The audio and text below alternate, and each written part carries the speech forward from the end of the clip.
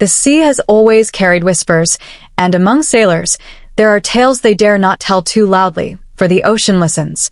It was on a moonless night when Emily Graves, a 28-year-old marine biologist, first heard the stories of an ancient rift hidden deep below the Atlantic, a black maw in the ocean floor known only as the abyss. Most dismissed it as a myth, a tale woven by trembling men who had stared too long into bottomless water, but Emily had built her life chasing mysteries that others feared. She had a restless hunger to uncover what lay beyond the known, and when the expedition vessel Leviathan received a classified commission to survey an uncharted trench, she was the first to volunteer, unaware that the sea keeps its secrets buried for good reason. The voyage began under heavy skies, the air thick with storms.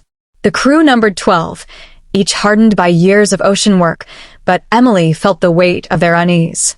The captain, a gaunt man with scars etched deep into his face, said little except to warn her. There are places in this world where light was never meant to reach. The deeper you go, the closer you come to places older than life itself. Emily laughed nervously, clutching her research journals, but in her chest a gnawing unease bloomed.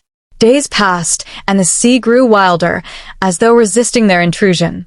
Strange static filled the radios at night, garbled voices echoing in foreign tongues that no one could identify.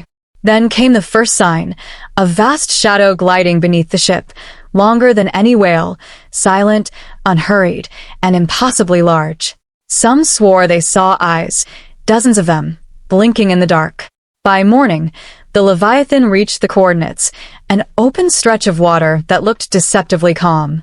Emily peered over the side and felt a shiver. The sea there was unnaturally black, as though it had swallowed all color. Their sonar equipment malfunctioned, unable to measure the depth. "Bottomless," whispered one of the divers. The word lingered in Emily's mind as she prepared for the descent. Strapped inside a reinforced submersible, she and two others plunged into the abyss. Light faded quickly, swallowed whole by the black water, until only the cold glow of their floodlights cut through. The ocean was eerily still. No fish, no drifting plankton, just endless blackness pressing in on all sides. Hours passed, and then the trench walls emerged, vast cliffs of stone, jagged and scarred, descending into infinity. Emily pressed her face to the glass and felt a chill as she saw markings, carvings etched deep into the rock, patterns far too precise to be natural. Spirals, eyes, and crude shapes of creatures with too many limbs. "Who could carve this down here?" one diver muttered, his voice trembling. None answered.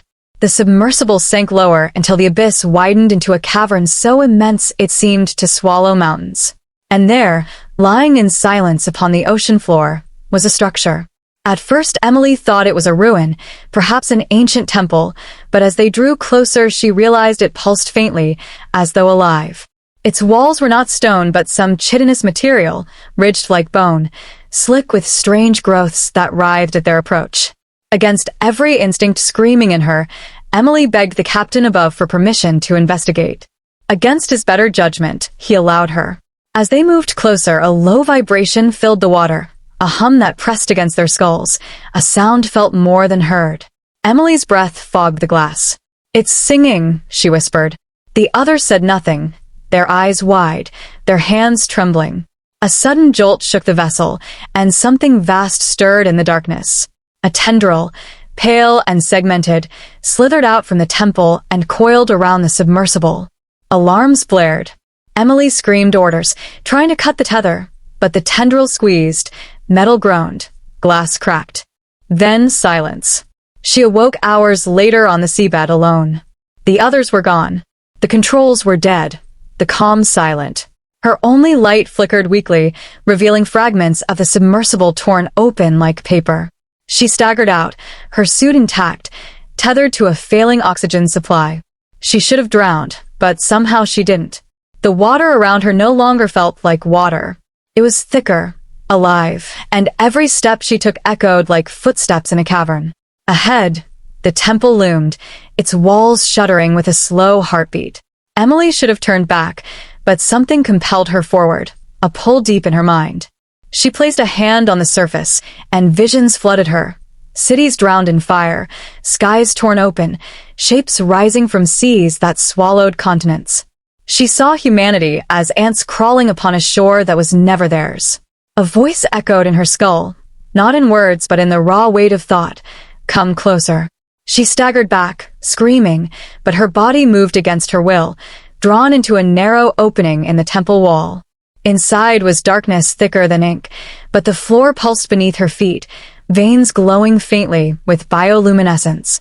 The walls were alive, ribbed with bone and flesh, and within them were faces, human faces, mouths open in eternal screams, eyes rolling endlessly. Emily clutched her head, weeping, but the deeper she went, the stronger the pull became. At the chamber's heart, she found it, a colossal shape curled upon itself, too vast to comprehend. Dozens of eyes opened at once, staring into her, through her, and she fell to her knees. It was not sleeping, it was waiting. The abyss was not empty. It was a cradle. And something in it had always been listening. The last thing Emily remembered before the blackness consumed her was the voice again, this time clear. The surface has forgotten us. But you will remind them. When she opened her eyes again, she was not on the seabed, but back aboard the Leviathan. The crew stared at her in horror. Her skin was pale, translucent, veins glowing faintly beneath.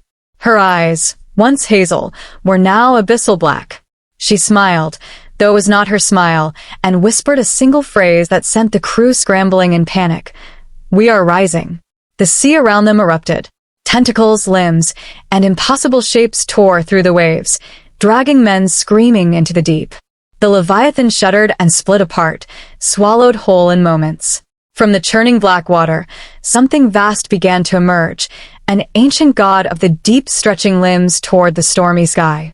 Emily, or what she had become, stood upon the wreckage, unbothered by the chaos, her body a bridge between the world of man and the abyss. She raised her hands, and the ocean answered. The world above had forgotten what lay beneath, but it would remember again. And as the horizon was consumed by darkness, one truth echoed louder than the crashing waves. The abyss had never been empty. It had only been waiting.